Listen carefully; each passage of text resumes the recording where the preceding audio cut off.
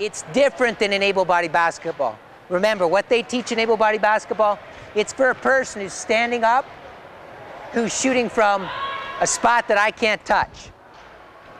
So all of the discussion about arc that they have doesn't quite apply to us. But the elbow above the eye does work for shots outside the basket. So we've got balance, eye, elbow.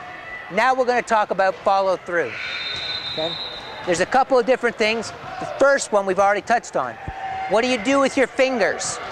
Okay? Steph's going to be pointing at that spot.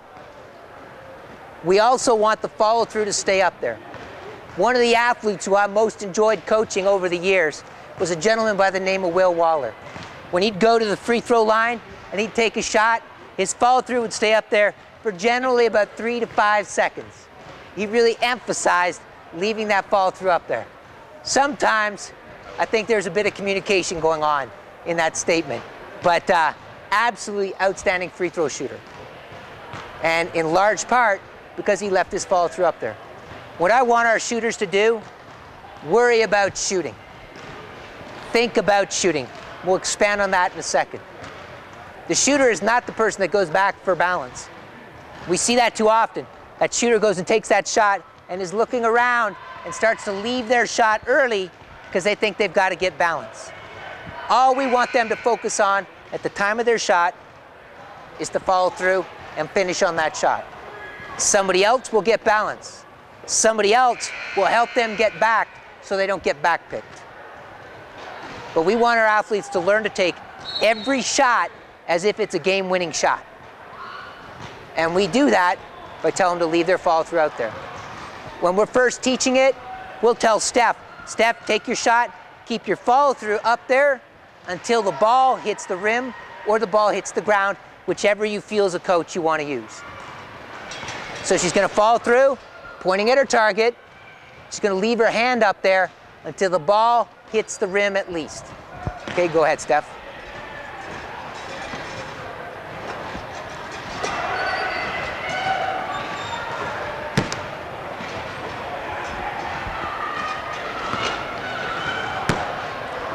Now the great thing about making them leave their hand up there for their follow through, it teaches shooting discipline. And to do that, you stop thinking about whether the ball's going in and you begin to internalize your shot. Great shooters don't worry about the ball going in. Great shooters know that if they shoot a certain way, the ball is in by definition.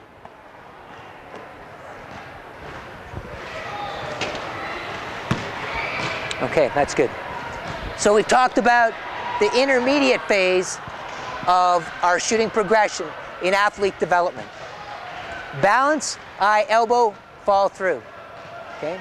Balance in the chair, side to side, and sitting in it properly. Balance on the hand. Talked about eye, the target that you're looking at. A very narrow target, a very small target. Talk about elbow. Power generation, your elbow follows your hand and your elbow finishes above your eye for any shot outside the key to get the proper trajectory. And we've talked about follow through. Your index fingers pointing at that target and you leave your follow through up there at least till the ball hits the rim when you're first teaching your athletes.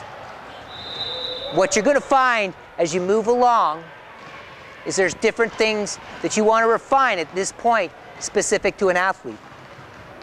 So if I'm talking with Steph, I may not worry about her target because I see she's got that every time. I may not worry about her balance in the chair. What I may focus on refining with her is I might focus on her elbow. I might focus on her leaving her follow through up high. So it's not going to be everything, it's going to be a couple things.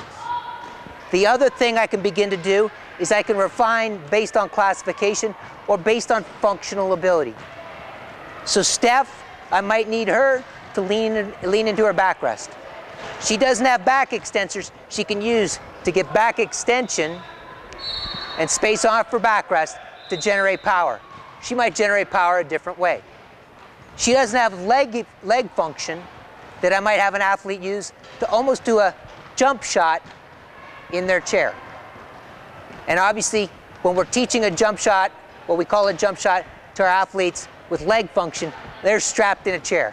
If your athlete's not strapped in and they've got leg function, you can't do that. Okay, that's gonna be a PAF. So, just so we're clear on that. Okay? So, does anybody have any questions before we move on to what we begin to do with our elite athletes? Okay. How many shots do you recommend a beginner to take in their shooting session? Well, that's a great question. How many shots should somebody take if they're a beginning shooter? You know what we want? We want to get as many repetitions of your shot as possible. Now that's different than shooting. We talked about cowboy shooting to open up. All those repetitions that a kid does in their basement, those count towards your mastery. Okay? If Steph's sitting here and she doesn't have a ball and she's doing what we call shadow shooting, those all count towards your mastery. They say to master your sport or your craft, whatever it may be, you need about 10,000 hours of quality practice. All those repetitions go towards that. And the great thing is, your body doesn't really know that much difference between all of those. So I don't think there is an upper limit. The lower limit is clear, 0. That's not the number you want. So you want to find somewhere between unlimited and 0. I would recommend as many as you can without getting injured. And if you're doing good shooting mechanics and built your shot from the ground up, or you've built the shot of your athlete from the ground up, you're more likely to have good mechanics that don't result in injuries. Okay? So we're going to go on to the next level, what we really do with our elite athletes now. Okay? So at this point, your kids learned how to shoot, your athletes learned how to shoot. They've got good basic mechanics. You've begun to refine what they do, make it specific to themselves. You've addressed their function in their shot and maybe some of their own little quirks, whether it's their eye, their elbow, their fall through, whatever it might be. And you've begun to refine those things. So they've got the idea of what a good shot is. Pass me the ball. What we do now is we take our elite athletes and we put them in front of a mirror. And we have them shoot their game-like shot as much as possible. We generally put them in front of a mirror for about 10 minutes. If Steph's sitting in front of a mirror, you go ahead, start, Steph. And she's doing a game-like shot for 10 minutes. She's going to get about 250 repetitions in. That's 250 shots that your body's just taken. We want it to be game-like, okay? We don't want it to be slow. A lot of times when you see kids go in front of a mirror, they take a slow shot. Their body remembers a slow shot. We want their body to remember a game-like shot. We want Steph watching herself in the mirror, taking a look at her shot, and what we'll say is, whatever you don't think is right, correct it. What we want you to do is shoot what you think is the perfect shot for you. Your perfect shot. And we'll let her just take that shot. We don't give a lot of feedback back to them at this point. We're backing away from their feedback because what we want, or the feedback, because what we want to do is we want them to begin to learn their shot. You ever talk to a great shooter after a game and that announcer goes up and says, wow, you're really on tonight. You had 40 points and you were, keep going, Steph, you were like 19 for 22 or something like that. And the player always says, yeah, I was just feeling it tonight. It just felt really good. And that's because they were completely aware of where their body is in space. Now, as she's doing this, once we think she's got a good understanding of her shot, looking at herself in the mirror, then we're going to have her close her eyes. We'll say, Steph, close your eyes. Take the same shot. Picture yourself in front of the mirror. Feel the ball. Feel your body as you're shooting. What does your shoulder feel like? What does your elbow feel like? What's your wrist feel like?